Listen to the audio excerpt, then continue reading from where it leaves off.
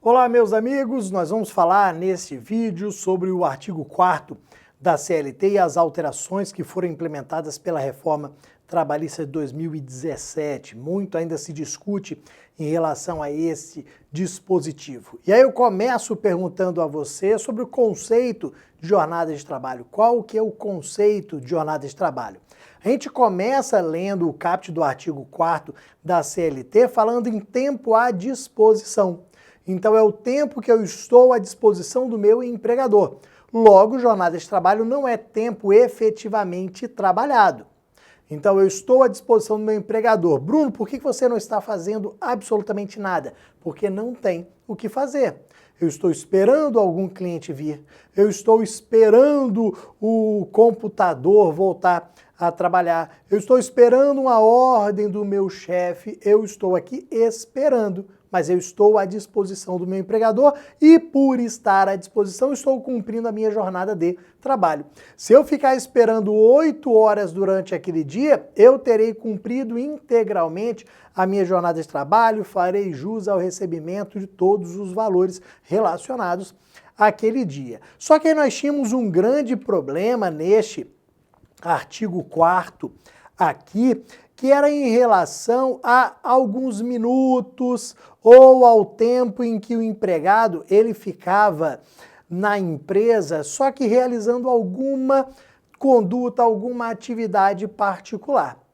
Então vejam, eu entro na empresa, estou à disposição, por presunção estou à disposição. Até o momento de eu sair, até o momento de eu ir embora, eu estou à disposição cumprindo a minha jornada. Só que nós sabemos que muitas vezes o empregado termina de realizar a sua atividade, ele para de trabalhar e ele ainda acaba ficando alguns minutos dentro da empresa para quê? Desligar o computador, para pegar as suas coisas, para bater o ponto. Ele fica alguns minutos ainda ali, vai a um banheiro, depois vai embora. Você sabe que esses minutos aqui, eles não são contados como minutos extras se eles estiverem dentro de um parâmetro que consta no artigo 58 da CLT. Qual é esse parâmetro? 5 minutos para mais, 5 minutos para menos, na entrada, na saída, no total de 10 minutos diários. Então vejam, o artigo 58 da CLT, ele vai tratar do instituto chamado tempo residual à disposição do empregador.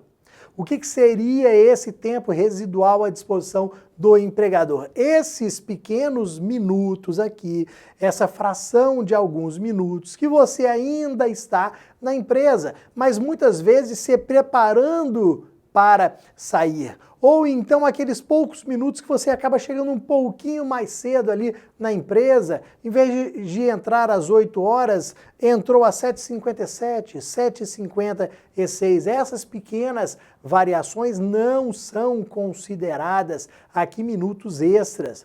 Vejam que há muito tempo atrás elas eram consideradas, esses pequenos minutos eram considerados extras e muita gente ia à Justiça do Trabalho para ganhar minutos no dia a dia, 2 minutos aqui, 3 minutos aqui, 1 minuto aqui, 4 minutos ali, e a Justiça do Trabalho abarrotada de ações.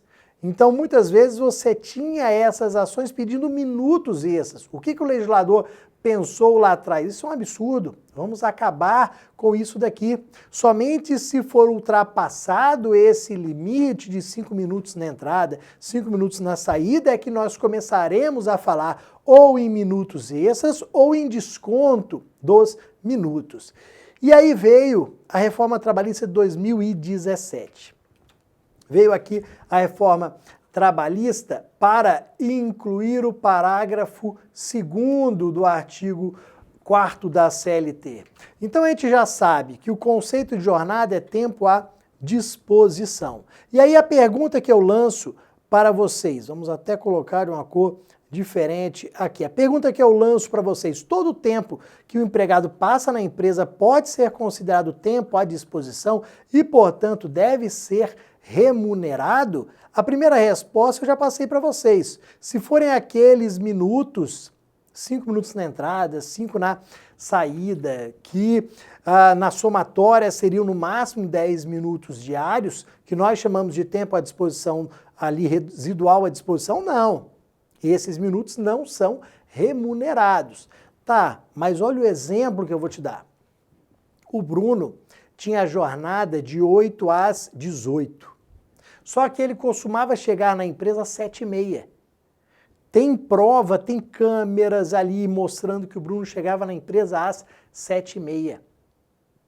O que o Bruno ficava fazendo de 7h30 a 8 horas, que era o horário de início da jornada dele? Ele estava realizando uma atividade particular.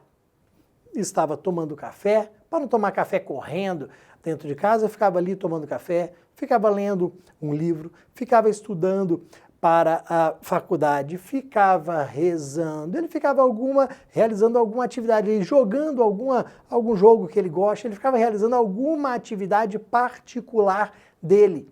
Somente às 8 horas é que ele começava a trabalhar. Opa, então olha que bacana, para o empregador. O Bruno, ele pode entrar antes do horário dele, que não vai ter problema se nós tivermos a prova que ele estava realizando uma atividade particular. Claro que a gente já vai falar daqui a pouquinho de ônus da prova, mas se o Bruno entrava às 7h30 e ficava até às 8 realizando uma atividade particular dele, nós vamos considerar a jornada como iniciada a partir das 8 horas. Chegava 18 horas, o Bruno batia o ponto. E aí fazia o quê? Ficava lá estudando. Ficava estudando até 18h30, 18h40, dali ia para a faculdade. Porque ele sabia que se ele chegasse mais cedo na faculdade, ia ficar conversando, batendo papo, comendo a cantina toda, como se diz. Então ele preferia permanecer na empresa, aquele silêncio mortal, ficava ali na empresa estudando, lendo o livro dele, se atualizando, depois ele ia para a faculdade. Ele saía da empresa, que horas que eu falei? 18h30, 18h40. Mas ele não estava trabalhando até este horário. A jornada dele terminou às 18 horas. Dali para frente, ele ficou realizando uma atividade particular. Essas atividades particulares é que foram inseridas no parágrafo 2º, aqui, do artigo 4º da CLT, pela reforma trabalhista. Foram essas atividades particulares que foram inseridas. Então, se eu tiver prova de que o Bruno estava realizando uma atividade particular, nós não vamos considerar jornada de trabalho. Logo, a empresa não deverá ser condenada ao pagamento daquelas horas extras, daqueles minutos extras. O parágrafo 2º traz uma série de atividades particulares, até citei algumas aqui: alimentação, higiene pessoal, um banho, por exemplo, estudo, você tem questões religiosas, você tem jogos, recreação, são várias atividades particulares. Só que com um detalhe, aquele rol ali, ele é exemplificativo. O rol que consta no parágrafo 2º, ele é exemplificativo, ou seja, se o empregador provar que o Bruno chegava mais cedo e ficava realizando uma atividade particular, ou saía depois do horário dele, da empresa, porque ficava fazendo uma atividade particular, qualquer que seja essa atividade particular, está valendo. O rol, ele é exemplificativo, ele não é taxativo. Então basta fazer a prova que o Bruno realizava uma atividade particular, ok? Só que, qual que é o grande problema aqui? Pensando no processo do trabalho. O Bruno vai ajuizar a ação trabalhista pedindo horas extras, falando que eu chegava às 7h30 e saía às 18h30. A defesa da empresa vai ser em que sentido? Tudo bem, ele entrava na empresa às 7h30 e saía às 18h30.